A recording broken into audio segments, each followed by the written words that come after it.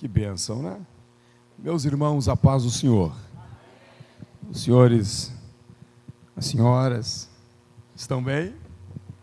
É bom estar onde Deus está e eu estou certo que Deus está aqui conosco. Amém ou não? Eu estou muito alegre pelo privilégio que Deus nos dá de estarmos mais uma vez em sua casa, de estarmos na sua presença, de podermos tributar a Ele louvores e de aprendermos da sua palavra. E a minha oração é que possamos aprender e apreendermos mais da palavra do Senhor, né? Queridos, eu vou dar continuidade à exposição que nós começamos do nosso tema. O nosso tema é mordomia dos bens, né? Mordomia dos bens é o nosso tema. E eu irei dar prosseguimento a esse... Obrigado, querido. Tá bonito, hein? Gelzinho no cabelo, isso aí. E eu irei dar continuidade à nossa abordagem da nossa última semana. Na última semana, nós falamos um pouco sobre os pilares da mordomia e trabalhamos, pelo menos eu tentei trabalhar com os irmãos, mostrando que mordomia não é apenas uma questão de administração, é uma administração responsável, é uma administração de quem sabe a responsabilidade e a competência que lhe é pertinente. Até porque, na última abordagem aqui, muito embora eu passei bem rápido por elas, eu mostrei aos irmãos que frutificação é também um pilar desta mordomia. Então, há uma importância, a necessidade de que aquilo que vem à minha mão seja granjeado, seja multiplicado. Há essa necessidade, tamanha é essa importância. Bom, eu pretendo na próxima semana já começar a falar sobre ofertas propriamente ditas, os 10 níveis de oferta. 10 níveis de oferta não quer dizer que eu vou ficar cada semana falando de uma, não é isso? Mas semana que vem eu pretendo falar sobre isso. E hoje eu quero trabalhar um pouco sobre um princípio norteador da mordomia dos bens, que é o princípio da honra, e também trabalhar um pouco sobre dízimo. Para tanto, eu quero te convidar a abrir a sua Bíblia em Malaquias. Vamos ler as Escrituras. Nós leremos alguns textos apenas para conceituar a nossa abordagem. Leremos alguns textos de forma ampla. Os mancebos aí da projeção vão, acredito, projetar aí. O capítulo é o 3.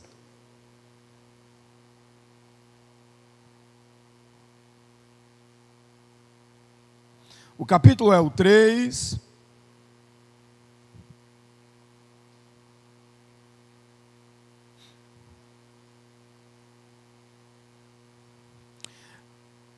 Começaremos a partir do versículo 1, ok?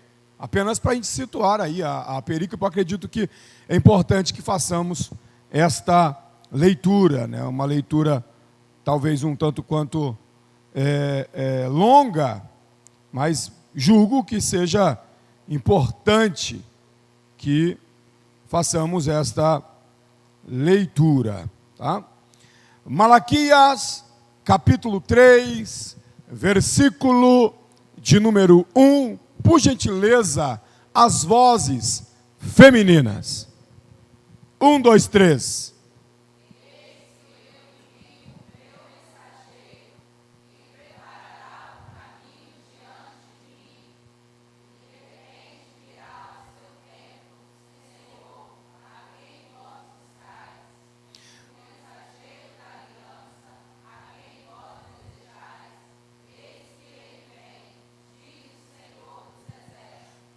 Versículo 2, as vozes masculinas, por favor.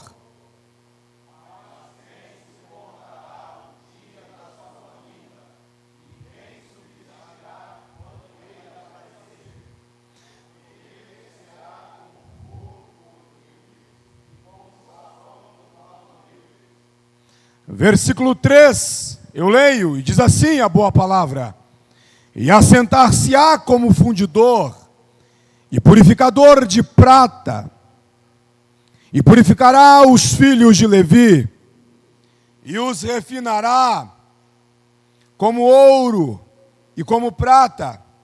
Então ao Senhor trarão oferta em justiça. Versículo 4, as vozes femininas, por favor.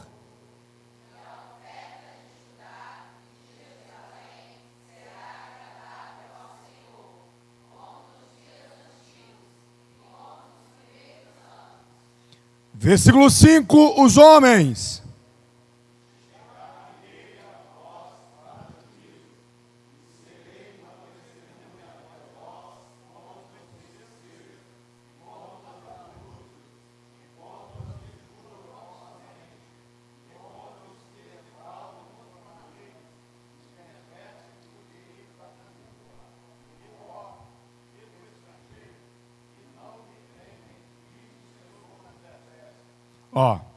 E defraudam o diarista em seu salário, e a viúva, e o órfão, e que pervertem o direito do estrangeiro.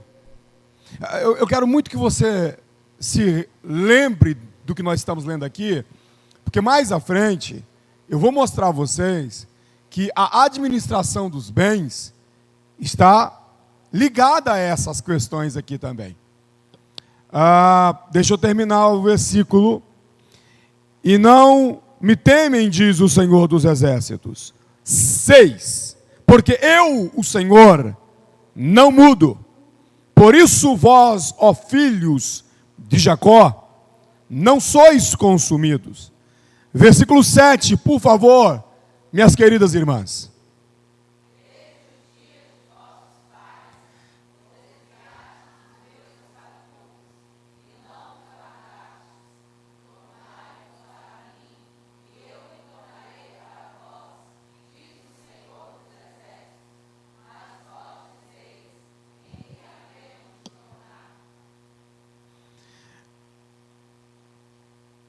Versículo 8, os homens, por favor.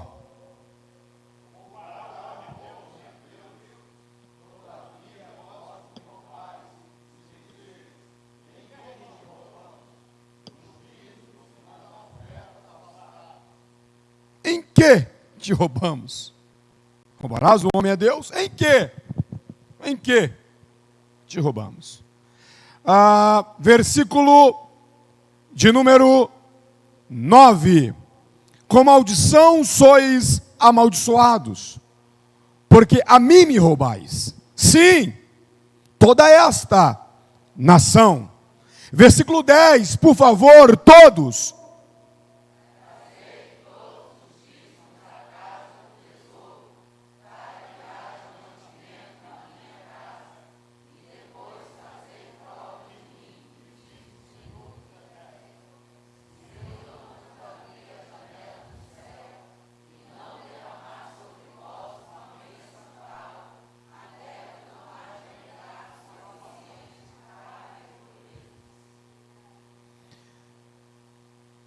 Versículo 11.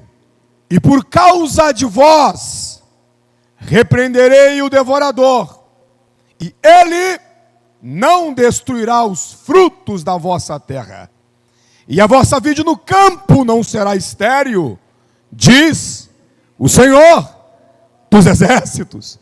Versículo 12, todos.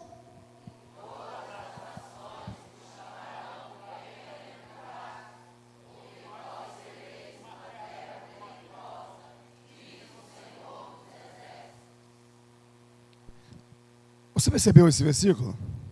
E todas as nações vos chamarão bem-aventurados, porque vós sereis uma terra deleitosa.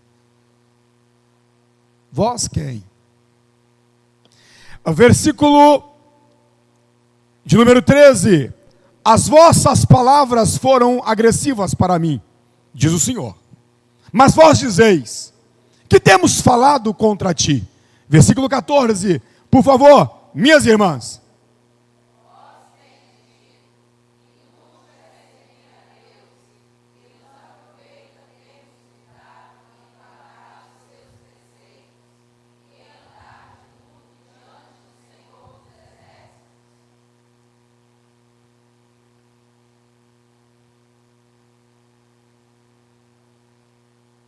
As vossas palavras foram agressivas para mim, diz o Senhor, mas vós dizeis, estão percebendo que tanto a ação da oferta, quanto aquilo que eles falam, estão ligados? Eu vou mostrar a vocês hoje o princípio de honra que está por trás de toda liberalidade, e de desonra por trás de toda não liberalidade. Vamos só terminar. Vamos avançar um pouco mais. Ora, pois nós reputamos por bem-aventurados os soberbos, também os que cometem impiedade são edificados. Sim, eles tentam a Deus e escapam. Então, aqueles que temeram o Senhor falaram frequentemente um ao outro, e o Senhor atentou e ouviu, e um memorial foi escrito diante dele, para os que temeram o Senhor, e para os que se lembraram do seu nome. E eles serão meus, diz o Senhor dos Exércitos. Naquele dia serão para mim joias, poupa-los, ei, como um homem poupa a seu filho, que o serve. Então voltarei e vereis a diferença entre o justo e o ímpio, entre o que serve a Deus e o que não, entre o que serve a Deus e o que não. Capítulo 1, versículo 14, por favor, e a gente encerra esse momento de leitura. Eu disse semana passada que teríamos um momento de leitura, e o momento de leitura é esse. Pois seja maldito o enganador que, tendo macho no seu rebanho, promete e oferece o que tem mácula. Porque eu sou grande rei, diz o Senhor dos Exércitos, e o meu nome é temível entre os gentios. Tome seu assento, por favor, irmão querido.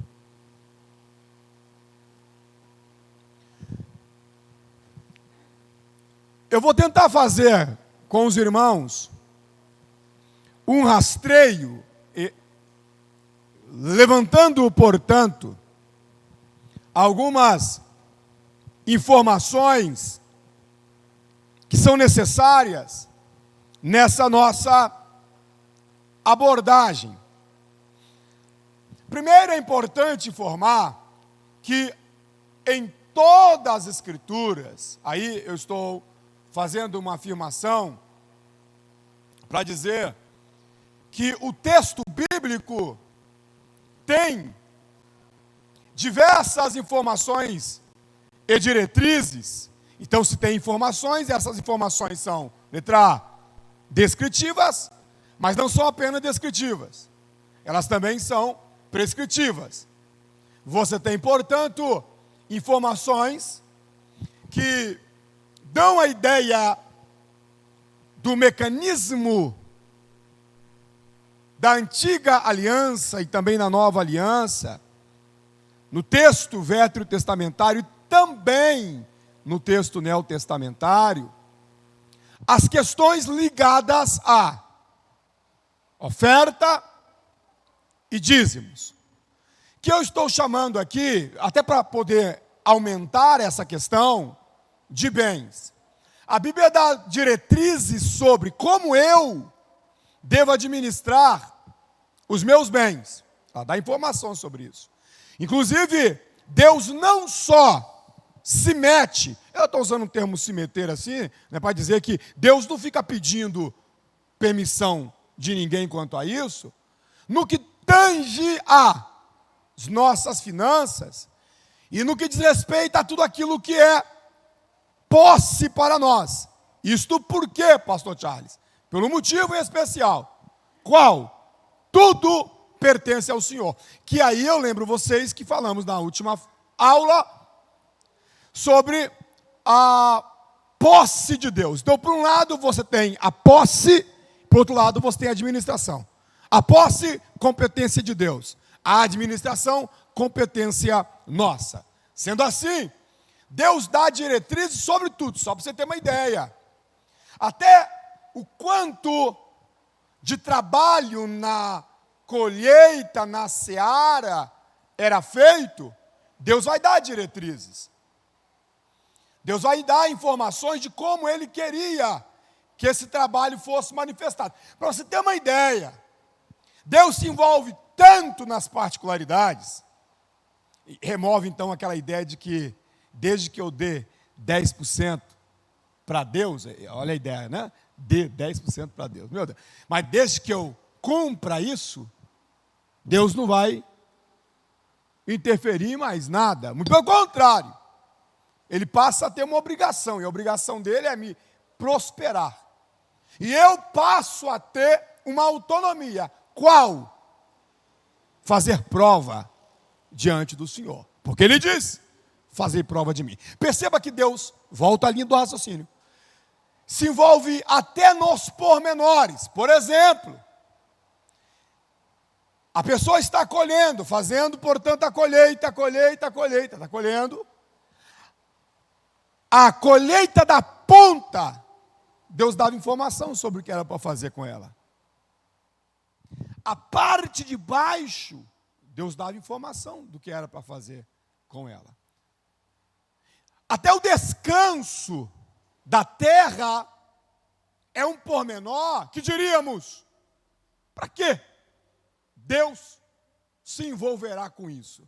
Então, a administração, ela passa pela responsabilidade, pelo fato de que é necessário que cumpramos as diretrizes dadas por aquele que nos franqueou a oportunidade de administrar algo para ele. Então, entenda, o princípio da administração, da mordomia, eu estou sendo agraciado por Deus, porque Deus delibera a mim a graça de administrar para Ele. Então, quem é o mordomo? O mordomo é aquele que Deus delibera graça para administrar para Ele. Então, não existe nada que seja nosso, e há uma responsabilidade administrativa. Eu estou dizendo o que nesse ponto? Até os detalhes da administração, Deus prescreve sobre ele. Até nos detalhes. Então, assim, a gente tira da baila esta ideia de 10% é do Senhor, 90% é administração minha. E eu faço com esse 90% o que eu quero. Quero chamá-los a uma ideia. Qual? 10% é a declaração de obediência nossa. Nada além disso. Eu quero pensar com vocês sobre isso hoje. Antes de fazermos, vamos elencar um rastreio aqui, tá? Os jovenzinhos ali, os mancebos, os futuros pastores, estão ali administrando a mídia, são os midianitas, é assim que vocês chamam aqui, né? E eles irão passar o slide. O dinheiro na Bíblia é um rastreio teológico completo.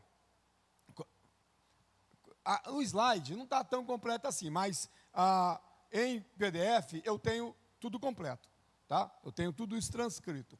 Todos os textos bíblicos que mencionam direta e aqueles que mencionam indiretamente sobre bens, sobre a administração desse bem, sobre recursos, sobre dinheiro, né?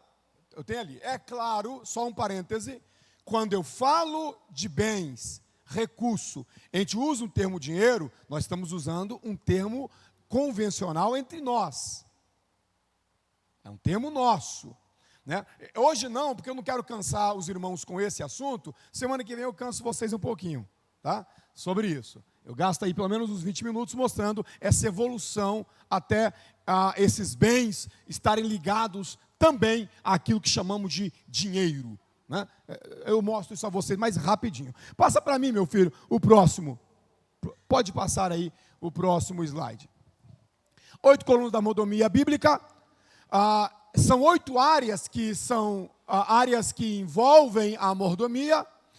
Lembra, eu não estou falando de coluna, aqui eu estou falando da praticidade, não das colunas da mordomia, ok? Que eu mostrei a vocês na última aula.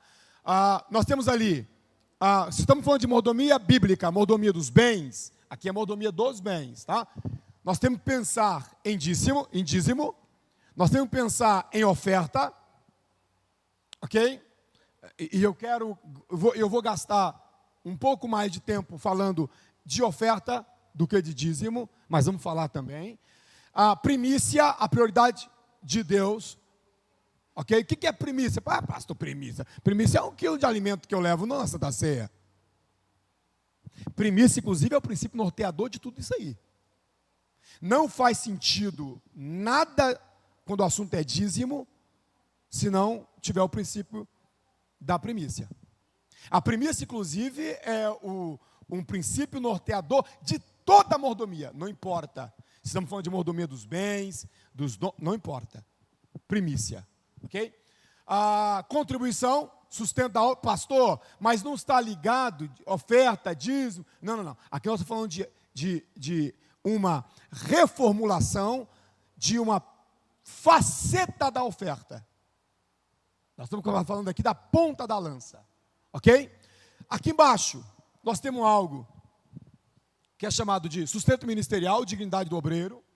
Fiquem tranquilos, o vídeo que tem bio na internet, eu estou batendo lá na igreja, mas aqui eu não bato, lá é projeção, já falei sobre isso. Mas tem um vídeo de eu meu batendo, mas aqui não vou bater, fica tranquilo. Sustento ministerial, dignidade do obreiro, eu pretendo falar sobre isso, se o pastor Vanderlei me autorizar. Tá? Pelo menos em uma aula, geralmente isso é uma série só para falar sobre isso aqui, sustento ministerial, porque ainda nós temos evoluído, nós evoluímos nos estudos, nós evoluímos nas pesquisas, evoluímos porque nós temos bons livros e etc., e ainda temos crentes, né? Quando eu digo temos, eu não estou dizendo que tem aqui, eu estou falando da cristandade atual. Ainda temos crentes que questionam sustento ministerial, salário de obreiro. Ainda temos isso, né? E por motivos assim, inclusive tem um texto que eles gostam de usar, de graça receber e de graça dar. E como eu amo tirar os textos das pessoas, os textos mal interpretados, eu vou começar aqui, se o pastor me autorizar a falar desse assunto mais adiante, eu vou, eu estou dizendo se o pastor autorizar, porque geralmente o pastor que fala isso, mas se ele me autorizar eu falo. Eu gosto de remover o texto mal interpretado. E eu começo isso pelo texto. Porque, pastor, mas o que tem a ver sustento ministerial com dízimo e oferta? Tem tudo a ver. Inclusive, dízimo, a ideia de dízimo é para sustentar, preste muita atenção no que eu vou falar para vocês, é para sustentar também o ministério. Deixa eu falar devagar isso aqui, para não achar que eu estou falando pela emoção. Olha só. Nós até utilizamos dízimos para reforma de igreja, comprarmos sons e etc, e parará, porque é a principal fonte de renda nossa. Mas a ideia primária de dízimo no Antigo Testamento, e isso vai ser perpassado pelo Novo, inclusive na linguagem, claro que é uma linguagem conotativa, mas na linguagem do apóstolo Paulo. Dízimo, na antiga aliança, era para sustento do corpo sacerdotal. Ok? Nós usamos dízimo para outras coisas. Ok? Nós usamos dízimos para isso. Mas o dízimo principal é para sustento ministerial. Tá? Mas, pastor, por que nós construímos com valor de dízimo? Construímos com dízimo porque compramos com dízimo, porque é a principal fonte de renda da nossa igreja. Mas a construção deveria ser com oferta. Só que nós temos dificuldade com isso aqui. Quando eu digo nós, de novo, eu estou me referindo ao evangelicalismo atual, guardado as devidas proporções, ok? Não nós, assembleiano, nós, Uberlândia, não é nada disso. Nós temos dificuldade com isso, com dirá com aquilo. Tem mãe que o filho pede dinheiro para a escola dominical, ela fala assim, ó, vai na padaria, compra o pão. Aí o menino compra o pão. Aí o menino, mãe, o dinheiro da escola dominical. Ela pega as moedinhas, troquinho de pão e entrega para o menino. Já ensinou um princípio errado. Porque já colocou na cabeça do menino que se é para a igreja pode ser a sobra. Ah, pastor, mas o que eu tenho é a sobra. Não deixa a criança ver a sobra, que é sobra. Daqui a pouco a mãe te dá. Aí o menino virou as costas, você tira daquela moedinha e entrega o menino. Pastor, mas Deus não está preocupado com o volume da minha oferta. O senhor lembra que o Senhor Jesus estava olhando uma mulher que estava entregando uma oferta, ela entregou 2 moedas pequenas, ela entregou 2 leptas, que equivaleria a 1 quadrante. É isso que ela fez. Ah, então, pastor, qual o problema? Deixa eu, quando eu falar de oferta, eu vou explicar qual é o problema. Se exatamente esse discurso nosso, de que a sobra manda para o altar, a sobra a gente coloca na salva, a sobra a gente coloca no gasofilácio e está tudo bem. Não está tudo bem. Quando o assunto é dízimo e oferta, o princípio norteador é primícias. Primícias. Aí, por um lado, eu vou mostrá-los, não hoje, vou mostrá-los que existe um hiper e um hiper do lado de lá. Você tem extremos. Você tem um extremo onde eu afirmo que oferta, e se a oferta tem que ser de sacrifício, tem que ser sacrifício. Se não for de sacrifício, não serve. Aí tem pastores que afirmam esse negócio de sacrifício, aí tem tanta loucura que esses homens inventam por aí. Aí para o outro lado, você tem o pessoal que fala, não, tem que ser sempre seu sentir no coração, porque Deus ama quem dá com alegria, e se me pedir demais, eu vou dar com tristeza, e Deus não aceita. Aí, eu quero mostrar que há um problema aí, e o problema não está na moeda, o problema está no coração que vai dar a moeda. Daqui a pouco a gente fala disso. Deixa só eu continuar aqui. Ajuda aos pobres, ok? É uma faceta. Uso do dinheiro, ética cotidiana. Como que eu utilizo esse recurso? Tem a ver com a mordomia e eu vou mostrar, não agora, como você se enrolar todo com o dinheiro. Pastor, mas eu deveria ensinar como não se enrolar. Não. Eu quero mostrar como você ficar quebrado a vida toda e endividado a vida toda. É psicologia reversa, fica tranquilo. Eu sou estudante de psicologia, isso é psicologia reversa, é só o contrário, tá? Uso do dinheiro, como você viver enrolado a vida toda na questão financeira. Eu vou ensinar aqui psicologia reversa, porque eu vou ensinar o contrário, tá bom? E por último aqui, riqueza e administração, que é a sabedoria para gerenciamento de todos os bens. Adiante, meu filho, vamos lá. Isso.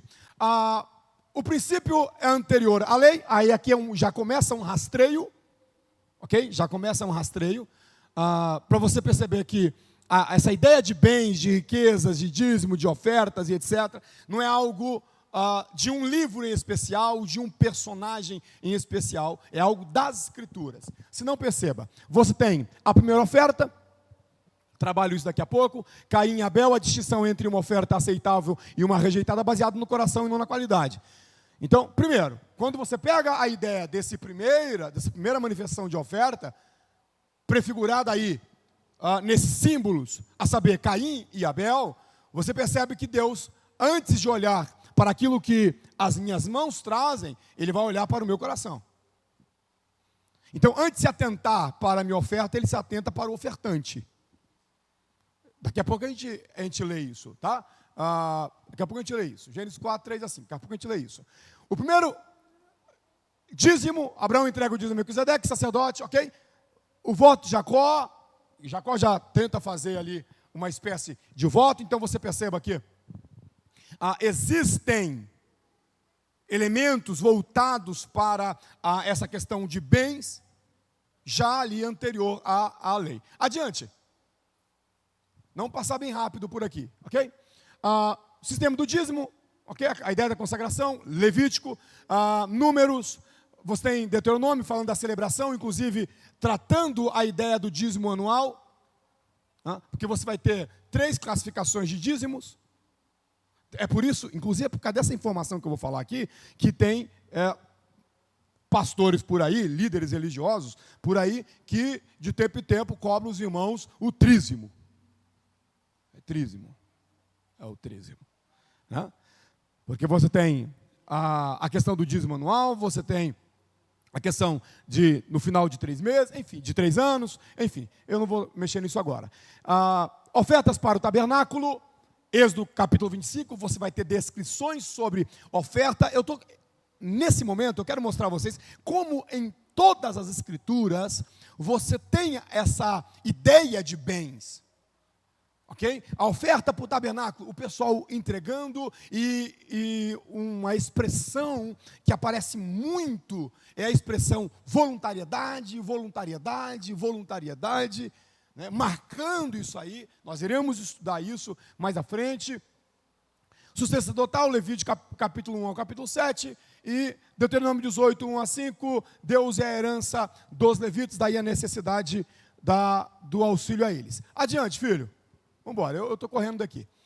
A ideia da justiça social e da economia, o princípio econômico, ok? Você vai ter Deus colocando, próprio Deus instaurando um princípio anti-pobreza, ok? Anti-pobreza, no afã de que haja uma justiça social, tá? Para que haja uma justiça social, e para isso você tem o ano sabático e o jubileu, ok? Com o cancelamento de dívidas e descanso também da terra, né? Então, tanto o ano sabático quanto o jubileu são mecanismos que vão parar ali, deixando a terra descansar, o outro eliminando aí todas as dívidas, porque as dívidas são canceladas e a finalidade é única. Qual a finalidade? Para que famílias que são endividadas, isso não perpassa por gerações e gerações. Então, haverá um momento que essa equação finalizará. Tá? Proteção aos vulneráveis, também é uma marca, ok? Nunca deixará de haver pobre na terra, por isso eu te ordeno livremente, abrirás a tua mão. Próximo, por favor. Os livros históricos e os textos sapienciais também trabalhando essa ideia de recurso. Por exemplo, 1 Crônica 29, Davi e as ofertas para o templo, Neemias capítulo 10 e 12, né? Neemias restaura os dízimos, 2 Reis 12, Joás repara o templo, né? 1 Samuel trabalhando a ideia dos abusos com relação à oferta. Então, eu estou mostrando a ideia de recurso em toda a escritura. Vamos lá. Lado de cá, a prioridade, Provérbios, também trabalhando, honra o Senhor com os teus bens e com as primícias. Né? O princípio da generosidade, no capítulo 19, Provérbios, quem dá ao pobre empresta o Senhor, e perigos elencado em Eclesiastes 5:10. Ok? Porque quem ama o dinheiro nunca se farta. Então, você tem a ideia de recursos em Gênesis, passando ali por aquele conjunto que chamamos de Pentateuco, você tem nos livros históricos, você tem nos livros poéticos. Avante para mim, por favor. Você tem também esse conceito, né, em alguns textos, tais como esses que estamos elencando aqui. A saber, Malaquias, lemos aqui, Amós, Miqueias, né? Isaías, tá? Isaías capítulo 1, Isaías 58, enfim, são textos que mostram como administrar, o que Deus está querendo a respeito disso, tá? Então, recurso, bens, etc., não é um construto religioso, eclesiásticos, de uma liderança. As escrituras tratam isso, né? Eu tenho todo esse rastreio. Estou mostrando de forma sintética aí. O próximo slide, por favor. Vamos lá. Ok? Chegamos na égide do Novo Testamento. O Novo Testamento também trabalha, né? Aí está uma citação nos evangelhos. Aqui, Evangelho de Mateus, né? A luta entre Deus e Mamon. O valor da oferta é medido pelo sacrifício, não pela quantia. Você tem o conceito no jovem rico que está com dificuldades porque o seu senhor é as suas posses, né? Ele não estava disposto a abandonar nada, ok? Pelo Senhor Jesus. Ele estava disposto a se afastar do Senhor Jesus em nome do que tinha e não abandonar o que tinha em nome do Senhor, né? Então, é isso que nós aprendemos na história aí conhecida comumente como a história do jovem rico. Você tem a ideia do Zaqueu, que Zaqueu vai restituir, cumprindo, portanto, né, de uma forma mais atualizada, mas cumprindo, portanto, uma diretriz veterotestamentária. Não é isso? Adiante, meu filho. Vamos lá. Vamos, ok? Parábola de Jesus ensinando sobre mordomia, como o mordomo fiel, o conceito rico Lázaro, o julgamento das nações. Adiante. Princípio neotestamentário em Atos. A igreja está avançando e você também tem o conceito de administração cá em Atos dos Apóstolos, né? Você tem o conceito de administração lá. Inclusive, eles tinham tudo em comum. Diga comigo, tudo em comum. Ok? Então você vai ter eles vendendo propriedades, você vai ter o cuidado diário, a distribuição às viúvas e a instituição dos diáconos para alimentar as mesas, não é isso? Então assim, o Antigo Testamento trabalha essa questão, o Novo Testamento também trabalha. Inclusive, no Novo Testamento, há uma história ainda em Atos dos Apóstolos, uma história conhecida de Ananias e Safira, e nessa história mostra um coração que tenta enganar. Ok? Lembra dessa história? A mentira sobre qual o valor real da propriedade, que fora vendida a propriedade. Então, perceba que o Antigo Testamento dá diretriz, o Novo Testamento também dá diretriz, ele prescreve também algumas coisas, ele descreve também algumas coisas, ok? Então, a gente encerra, por hora, esse momento aqui, é um momento para a gente perceber que toda a Escritura trabalha com o conceito de mordomia dos bens, todas as Escrituras. É desde o começo Deus dizendo o que deveria ser e o que não deveria ser, como deveria ser e como não deveria ser. Ok? Desde o começo. Sendo assim, eu vou pedir os mancebos ali para trocar os slides. Ok? Pega o outro arquivo para mim. Eu te mandei 2. O outro arquivo assim que vocês puderem. Então, meus irmãos, notemos que se toda a Escritura trabalha descrevendo e prescrevendo informações sobre, existe uma necessidade da gente ter a antena acionada, né? Vou usar essa linguagem. Como que eu estou administrando? O que Deus espera? Coloca Deus espera entre aspas aí. O que é que Deus espera? O que é que Deus quer que eu faça? Como Ele quer que eu administre esses recursos? Eu não posso administrar, governá-los do meu jeito. Existe um modo adequado. Eu não posso questionar aquilo que é bíblico. Por que é que eu estou, nesse momento, eu poderia começar hoje falando sobre as 7 principais desculpas para não dizimar, que está pronto aqui, que eu sei que é um assunto mais interessante, etc. Por que é que eu estou fazendo esse rastreio, mostrando aos irmãos? Para dizer que tudo que vamos falar aqui tem embasamento nas Escrituras, e não é em um versículo, é nas Escrituras. As finalidades da oferta, as finalidades do dízimo, a necessidade da oferta, a necessidade do dízimo, o princípio norteador, que é a primícia, não é uma questão de um versículo apenas, é uma questão de toda a Escritura. É uma questão de estar na palavra de Deus. Não é uma questão de Neemias, uma questão, mas é Jacó, isso é coisa de Abraão. Não, isso é coisa da Bíblia. Dízimo é coisa de Bíblia. Oferta é coisa da Bíblia. O grande problema é que quando o assunto é dízimo e oferta, esses assuntos são assuntos que mexem. Irmão, você pode falar de diversos assuntos. Você começar a falar em bens, em recurso, em oferta. Aí tem gente que treme no banco, ele morde língua, e quer falar, e quer questionar, e tal. Mas vamos chegar lá. Adiante, meu filho. Ok, vamos lá. Eu quero falar do princípio de honra que norteia tudo isso aí. Porque dízimo, oferta, a liberalidade, administrar corretamente o bem, não é uma questão opcional. Não. O modo com que eu administro o meu recurso não.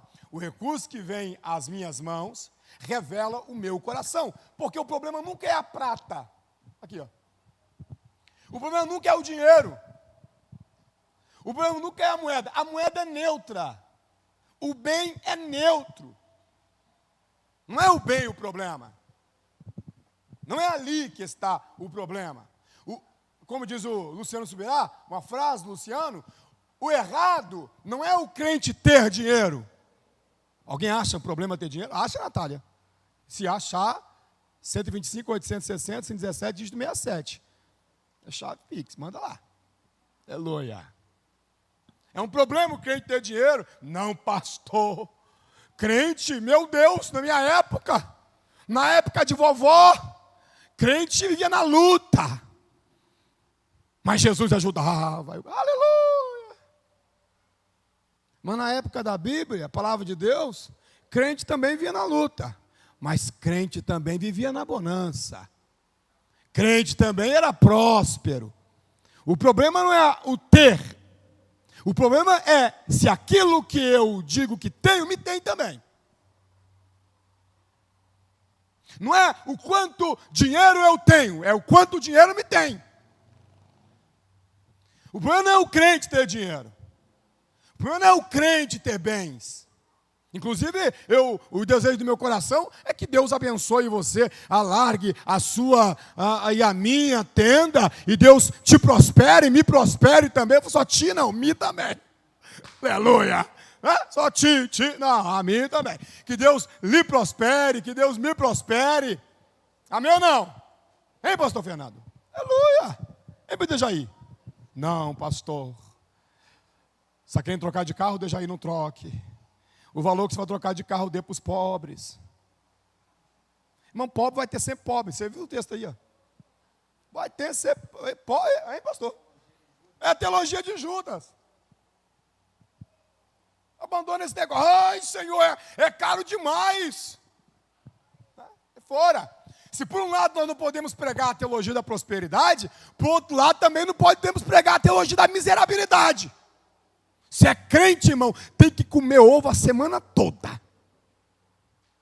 E no final de semana, ir no mercado e falar assim, me vê meio quilinho de carcassinha. Não, irmão. Irmão, a gente até passa por isso. Oh, meu Jesus, eu estava falando isso mais cedo. No planejamento com os professores batendo papo lá, tem um monte de professor crente, a gente conversando, tinha um pastor lá também. E ele batendo papo, aí, meu irmão, quem nunca passou por esse vale? Hein, pastor Fernando? Passa esse vale, irmão. Você olhar assim e falar assim, irmão, você está comendo o quê? Todo dia eu como galinha. É mesmo, é. Só que no primeiro estágio dela, no ovo.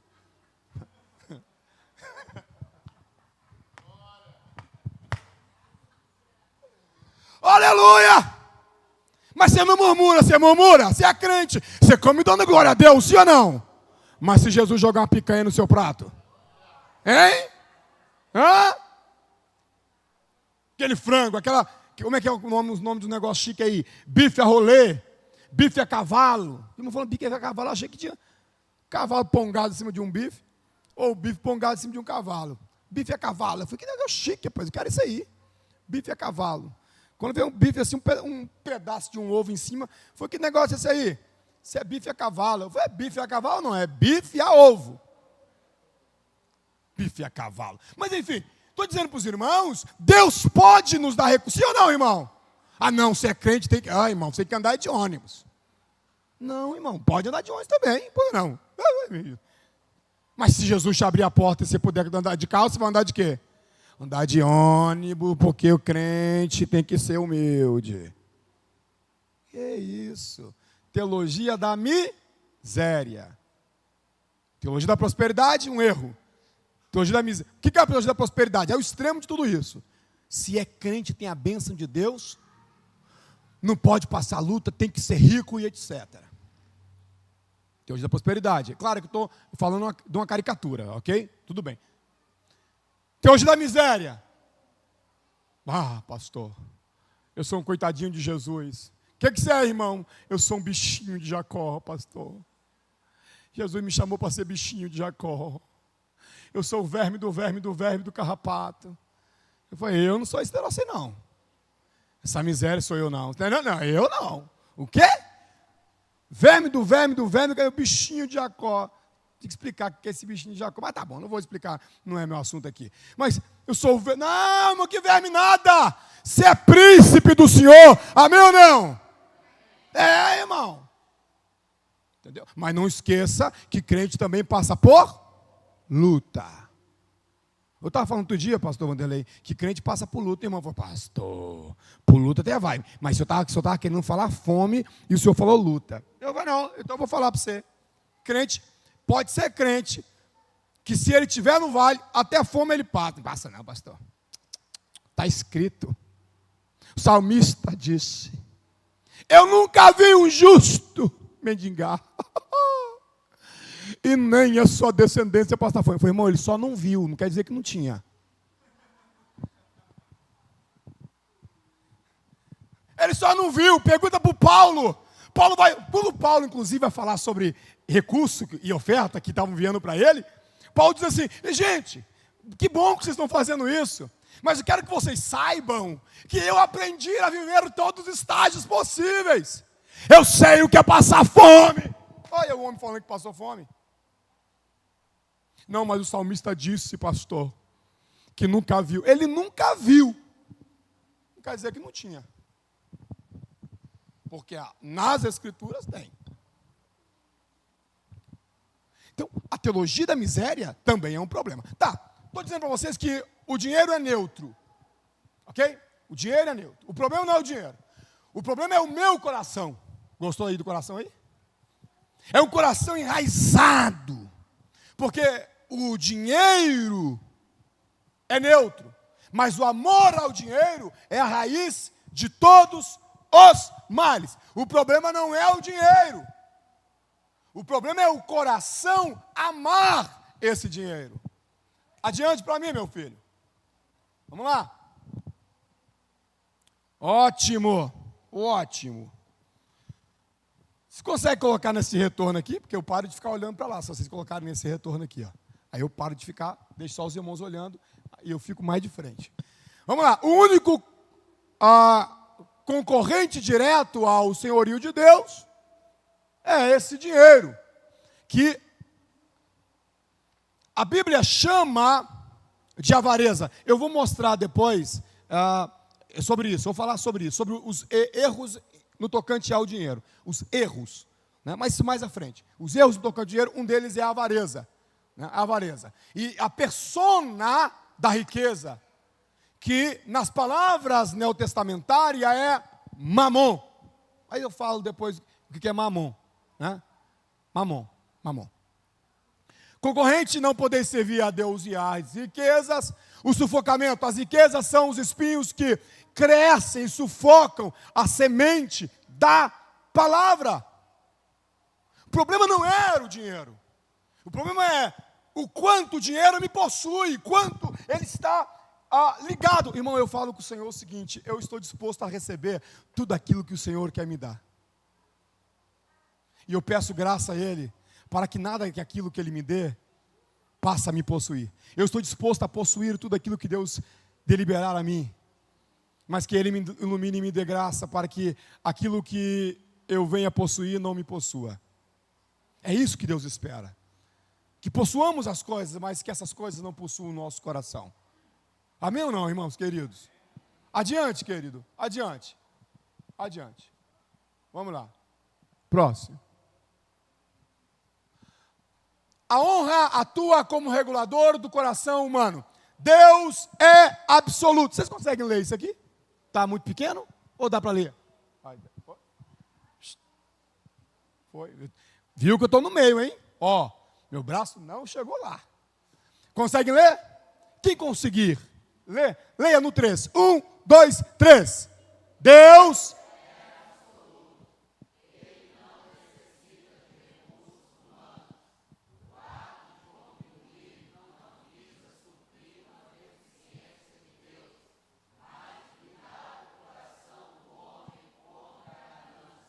O posicionamento, qual deve ser? Deus acima. Qual é o teste? Se eu sou o pai, Deus disse, cadê a minha honra? Cadê a minha honra se eu sou pai? Então, existe um princípio aqui, que deve permear o meu coração. É o princípio da honra. Eu preciso honrar o Senhor com os meus bens. Eu preciso honrar o Senhor com aquilo que vem a mim. E calma lá, irmão, quando eu falo de bem, eu não estou falando de riqueza, necessariamente.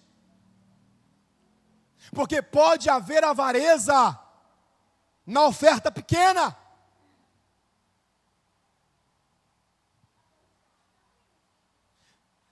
Nós estamos iludidos em relação a isso. Não é que a avareza está só naquele que dá da sobra, não. Pode haver avareza na oferta pequena também. Porque não é o quantitativo que está na minha mão, pouco ou muito. É a deliberação do coração, como é que eu estou dando, com honra ou não. É aqui que está a questão. Se eu entrego a oferta, eu bato aqui, opa, plim, plim, plim. Cumpri minha parte, bati meu cartão. Eu mando a oferta, eu saio caçando na bolsa se sobrou alguma coisa. Isso não é oferta para o Senhor. Isso não tem a ver com solenidade. Isso não tem a ver com celebração da majestade de Deus. Não tem a ver. Isso é só moeda ou só dinheiro. Não tem problema. Pode ser papel, pode ser muito, não tem problema. Lembra, eu não estou falando. Estou falando de eu vim para o culto disposto a ofertar. Ou a oferta é algo que eu cheguei aqui e falei, ih, rapaz, cadê? Ah, hoje não tem não, mas Deus sabe todas as coisas, amanhã tem. Mas não tem porque não tem, ou não tem porque isso não faz parte do modo com que eu glorifico a Deus.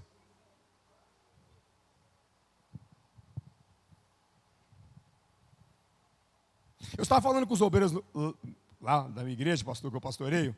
Foi assim, ó, eu estou de olho em vocês, hein? Eu disse, o que é, pastorzão? Foi assim, ó, eu vejo diácono para lá e para cá com salvinha na mão.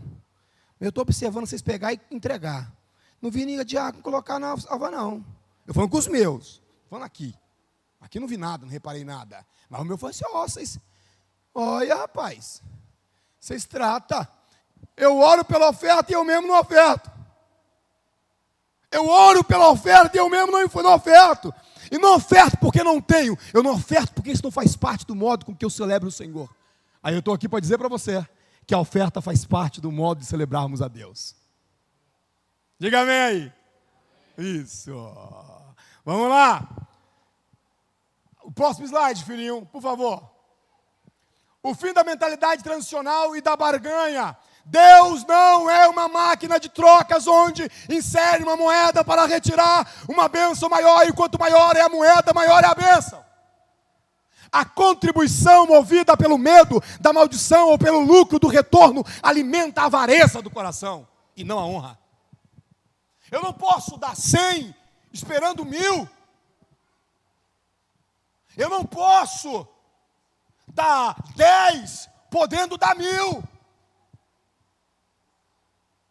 É preciso que a minha prática seja uma prática de glórias para Deus, onde eu busque glorificar o Deus com aquilo que eu estou fazendo.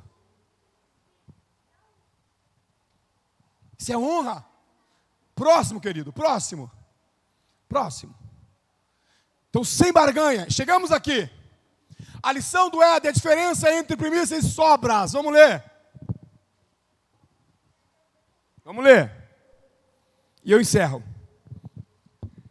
Oh, glória a Jesus. Gênesis capítulo 4. Gênesis capítulo 4. Abel. Em Abel se reconhece a primícia, porque Abel dá os primeiros frutos. Em Caim você tem o símbolo da sobra, porque Caim vai dar no fim de uns tempos. Ele usufrui primeiro, essa é a ideia, e deu do que restou. Isso não é honra. Se eu sou o pai, cadê a minha honra? Nós chamamos Deus de pai, e Ele merece honra. E ofertar precisa ser feito com honra. Dizimar precisa ser feito com honra. Eu não posso dizimar porque o conselho fiscal, eu sei que aqui não tem isso, ok? Mas eu conheço igrejas que tem. Porque o conselho fiscal vai bater na porta da minha casa. Vai, irmão, você não dizima não, é? Não, eu preciso dizimar por honra, por obediência a Deus. Eu faço porque obedeço a palavra de Deus, mas o que está no meu coração é honra. Eu honro a Deus com o dízimo e oferta. Eu não pago tudo primeiro, eu não resolvo o meu BO primeiro, eu não resolvo os meus acúmulos primeiro, eu não resolvo a tarifa do Nubank primeiro, eu não resolvo os meus cartões primeiro, eu não resolvo as minhas coisas primeiro. Primeiro, eu honro ao Senhor. Quando eu digo eu não estou falando de eu. Eu estou dizendo eu como emblema. Esse é o princípio. Esse é o princípio. Eu estou justificando para não parecer que eu estou me colocando como a linha de medida. Tá? Então, em Caim, sobra. Em Abel, primícia. Em Abel, Deus primeiro, eu por último. Em Caim, eu primeiro. E Deus, se der. Se der. Se der, vai, hein? Tem um negócio de se der. E aí, irmão, vamos embora? Se der. Por que é se der, irmão? Se der. Isso é palavra alemã, o que é isso aí? Francês, se der. Se der. Versículo 1 do capítulo 4 de Gênesis. Ó, aqui eu estou começando, tá? Semana passada eu vim introduzindo. Hoje rastreei mais ou menos com os irmãos. Tá bom? Agora nós estamos agora a gente começa os nossos assuntos. E agora, vamos lá. Vamos lá. Quando eu digo agora, não quer dizer que eu vou. Né? É semana que vem. E aconteceu, Adão, e conheceu Adão, e a Eva, que é a sua mulher, e ela concebeu, deu à luz a Caim, e disse: alcancei do Senhor um homem, e deu à luz mais a seu irmão Abel, e Abel foi pastor de ovelhas, e Caim lavrador da terra. Abel, pastor de ovelhas, e Caim, lavrador da terra. E aconteceu ao cabo de dias, ao cabo de quê? De dias, que Caim trouxe do fruto da terra uma oferta ao Senhor. Não, Caim, não é depois. Olha só, Caim no fim dos dias. Quando deu para ir? Olha a força que o texto está dizendo. Olha a força do texto. Abel também trouxe dos primogênitos das suas ovelhas e deu da sua gordura. Uai, como é que é isso, pastor? Abel trouxe dos primogênitos. Responda para mim, primogênito está ligado a primeiro ou últimos? Primeiro. Percebe o contraste que o texto está fazendo? Caim no fim. No fim ele foi lá, colheu e trouxe. Abel não. Abel é dos primeiros. Os primeiros é do Senhor. São, ok? Os primeiros são do Senhor.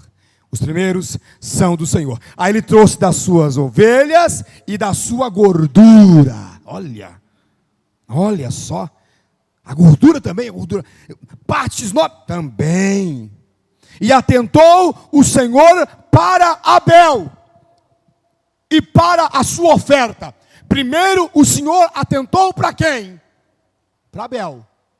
E para a sua oferta. Perceba, primeiro Abel, depois a oferta de Abel. Não é primeiro a oferta, depois o Abel. Antes de olhar para a oferta, o Senhor olhou para Abel. Deus não se impressiona com aquilo que está nas nossas mãos. Deus se impressiona, entre aspas, com aquilo que sai do meu coração. Não é o que tem, o peso do que tem na mão. É o que eu carrego dentro do meu coração quando eu trago aquilo na mão. Eu trouxe na mão, porque o meu coração já liberou isso para o Senhor há muito tempo. Aí, antes de Deus olhar para aquilo que estava na mão de Abel, Deus olhou para Abel. Agora, olhemos para o Caim. Mas, para Caim, e para a sua oferta, Caim primeiro. Não é para a oferta de Caim e para Caim, mas para Caim e para a sua oferta, não atentou. Antes de Deus olhar para a oferta de Caim, ele olhou para Caim. Antes de olhar para a oferta de Abel, olhou para Abel. Porque o que encanta o Senhor não é o volume, repito, da minha oferta. O que encanta o Senhor é o coração do ofertante. O que traz brilhos aos olhos do Senhor não é a grandeza da oferta, porque a grandeza da oferta não está no valor da oferta. A grandeza da oferta está na conexão da oferta com o coração. Porque Caim oferta, Abel também oferta. Mas Caim, Deus não se atentou. E Abel, Deus se atentou. Por quê? Porque Abel, o princípio é primícias. E Caim, o princípio é no fim do tempo. Depois. Abel não. Abel é primeiro. Caim é depois. Então, se Caim é depois, Caim fique para depois. Primeiro é Abel. Quem deixa eu tomar cuidado que eu vou falar isso. Quem deixa Deus, vou melhorar a fala. Quem não faz das coisas de Deus e da sua relação de Deus prioridade, Deus não fará das coisas deste prioridade para ele. É assim. Se você deixa Deus para depois, as suas coisas para ele também serão para depois. Mas se você dar a Deus a honra, aleluia, que lhe é devida, Ele aceita você e aceita a sua oferta também. Porque a sua oferta é regada por honra. Finaliza para mim aqui, meu filho. Finaliza para mim. Passa aqui o próximo slide e a gente encerra. A matemática de Deus mede o sacrifício, não o volume contábil. Em Marcos, ok? Eu não vou trabalhar isso aqui. Porque Jesus disse que ela deu mais, os ricos deram do que sobrava, a viúva deu de todo o seu sustento. O céu honra. O céu não, ele honra não aquilo que eu quero dar do que sobreja. O céu honra não porque contabilizou o montante. O céu honra porque o meu coração está no nível de honra e de renúncia. Em nome disso, eu vou trabalhar com os irmãos semana que vem. Eu começo com uma expressão. Conforme as minhas posses, conforme o meu poder, conforme as minhas posses. Como é que é a oferta para o Senhor? Conforme as minhas posses e para além das minhas posses. Cata dinami e para dinami. Eu trabalho isso semana que vem, se Deus nos der assim graça. Passa o próximo slide, filhinho querido. Bora, ok? A avareza também pode se manifestar no momento da oferta. Escute aqui, eu encerro com essa. Essa aqui é para a gente pensar. É possível ser avarento mesmo ofertando. Eu posso estar revelando um coração avaro enquanto oferta. Avarento não é só quem não oferta. Avarento é aquele que também oferta, mas oferta sem honra. Que o nosso coração possa honrar o Senhor. Que a honra seja o modo com que administremos as nossas posses. Que o Espírito de Deus nos ilumine em o nome de Jesus. Você pode dizer amém? Deus abençoe vocês. Deus abençoe a sua vida. Eu não sei se você crê assim, mas crente pode ter posses? Sim ou não? Tomara que eu te encontre por aí um dia e você fale comigo: pastor, Deus resolveu abrir as comportas do céu sobre minha casa. Eu ouvi só um glória, só um aleluia, mas eu vou falar de novo. Pastor, Deus resolveu abrir as portas lá em casa e as comportas do céu se abriram e eu não consigo contar as bênçãos. Não dá para contar. Então, como eu não posso contar, eu vou cantar sobre elas, pastor. Eu não sei contar, mas eu sei cantar. E Deus está colocando nos meus lábios um cântico novo toda semana, pastor. A minha oração é que Deus prospere a sua vida. E eu não estou falando só de bênçãos espirituais, eu estou falando também de bênçãos para essa dimensão de vida. A minha oração é que Deus te faça próspero nessa terra.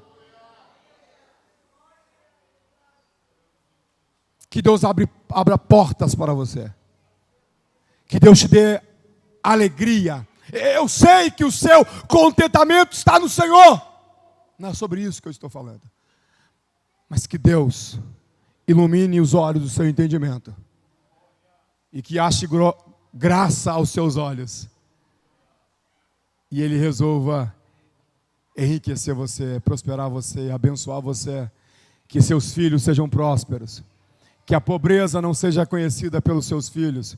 Que a escassez e a necessidade, nós que aceitemos, sim, aceitemos as escassez que sejam probatórias, que Deus esteja na ponta da corda, é Ele que está guiando, mas que Deus tire da nossa tenda, do nosso arraial, toda a escassez que não seja probatória, que não seja prova dEle, que Deus não permita que os nossos filhos, que os filhos dos nossos filhos conheçam a escassez. Eu sei você, mas eu acho que você percebeu que eu estou com desejo agora que você fique em pé e eu quero liberar uma bênção na autoridade da palavra, no nome de Jesus.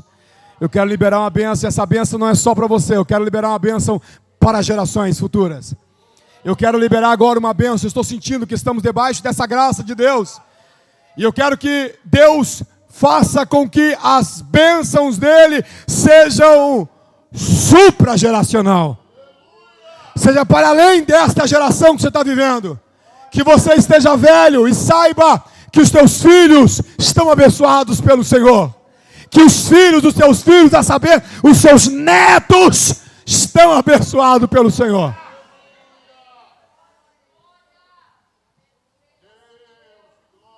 Que teus filhos e os filhos dos teus filhos possam dizer: eu nunca vi um justo mendigar o pão, nem a sua descendência passa fome.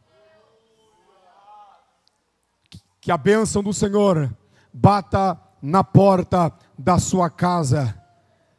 Eu quero te convidar a abrir a porta agora. Oh, meu Deus. Eu vou orar com você, aí onde você está mesmo. Eu não vou orar por você, eu vou orar com você. Deramai declacho. Deramanará súbria.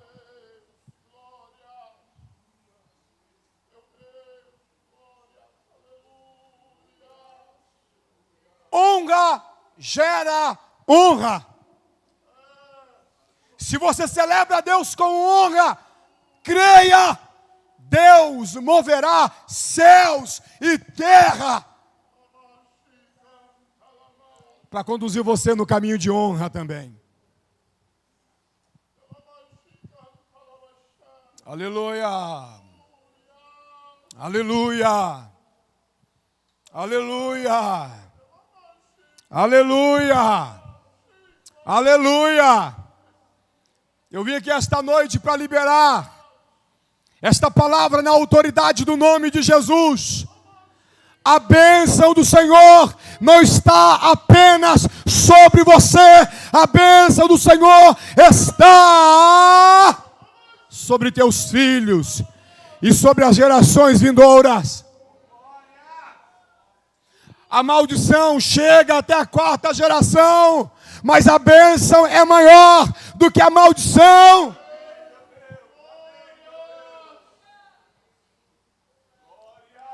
Feche teus olhos e diga aí, meu filho. Diga aí dentro de você. Se você não quiser verbalizar isso, não há problema, mas diga aí, meus filhos, o meu filho, a minha filha, meus filhos não conhecerão a escassez, a bênção, a gordura do Senhor estará sobre os meus filhos, sobre os meus netos, sobre a minha geração. Talvez eu esteja falando para alguém que cresceu comendo fubá suado porque não tinha o dinheiro. Isso acontece, isso faz parte da vida. Mas estamos em um outro tempo. E no tempo que estamos, Deus pode dar acesso aos seus filhos à plataforma de cima.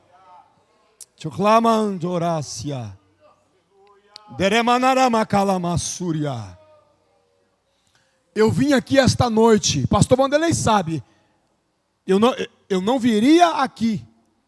Eu estava voltando do trabalho, de Vista da Serra, voltando para casa.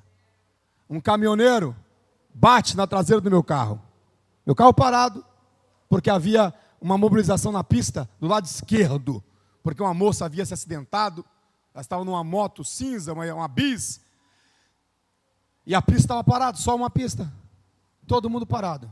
O caminhoneiro vem e bate. E ele não só bate, ele me arrasta um pouquinho. A batida não foi tamanha, mas ele foi arrastando.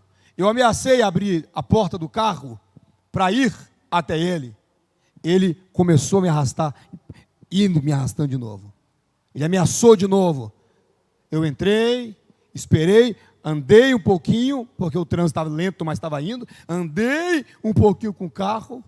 Ele veio para essa mão, percebeu a polícia, jogou para a mão de cá. Ele estava atrás de mim, jogou para a mão de cá. A mão de cá estava interrompida lá na frente, mas estava indo, mas lá na frente ela convergia para uma só. Ele passa, aquilo me dá um susto terrível, e o susto não é só batida. O susto é porque ele bate, empurra, e ameaça de novo, e começa de novo. Coisa do diabo. E sabe o que eu estava falando com o Senhor na hora? Foi, Jesus, eu vou começar o estudo com qual? Porque se você pegar meu iPad aqui, você vai ver que eu separei 4 blocos de slides. Tanto que os meninos saíram de um para o outro, como você viu. E eu estava na hora, pensando aqui na Uberlândia. Por qual slide que eu começaria? Eu falei, qual que eu vou começar hoje, Senhor? E nessa hora, cheguei em casa, meio tremendo. Mandei mensagem para o pastor Vanderlei, pastorzão, eu acho que eu tenho que fazer boletim, tem um monte de coisa que o camarada evadiu. Eu acho que eu não vou para Uberlândia. E eu cheguei tremendo mesmo. Nunca me acidentei com nada. E o camarada ameaçar ainda, né? Me arrasta um pouquinho e ameaça aí de novo, com o carro tudo parado. Eu trêmulo com aquilo. Só saí do carro depois que ele jogou um pouco para lá, que foi se ele vier de novo, aí tem como eu correr daqui, né? Que não tem como manobrar o carro para trás. E aí consegui filmar. E cheguei em casa, falei com a minha esposa, falei assim, chama o Uber. Vou te levar no serviço, não é que eu vou atrasar, eu vou ali. Aí eu entrei para o meu escritório, orei, falei com Deus, já vim puxando um terno, falei, eu vou lá na Uberlândia hoje. Falei, nada vai me tirar de lá hoje. Porque na hora que aconteceu, e aquilo que foi coisa do diabo, foi na hora que aconteceu, eu estava falando como eu começaria a exposição lá.